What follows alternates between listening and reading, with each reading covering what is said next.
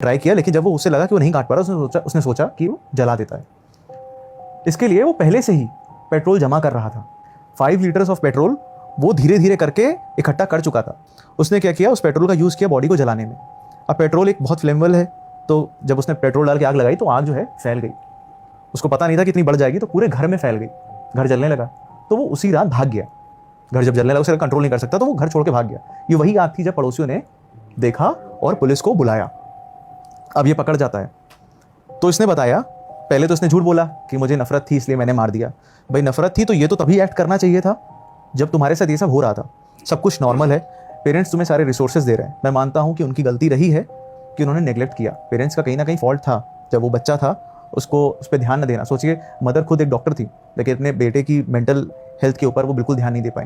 फिर उसने बताया कि जब मैं ऑस्ट्रेलिया गया तो मैं एस्ट्रल प्रोजेक्शन के बारे में पढ़ रहा था।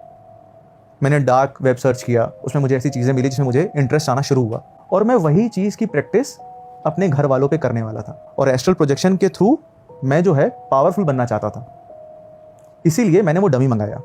जब पुलिस ने कहा थोड़ा एक्सप्लेन करो कि क्या है ये डमी, क्यों मंगाया, उससे तुम क्या करने वाले थे, तो उसने कहा कि मैं अपने पेरेंट्स को मारता, उनकी आत्मा निकलती, उन सारी आत्माओं को मैं डमी में कैद करता और फिर उन आत्माओं को कैद करके उनसे शक्तियां लेता ताकि मैं जो चाहूँ वो कर सकूं। ये उसका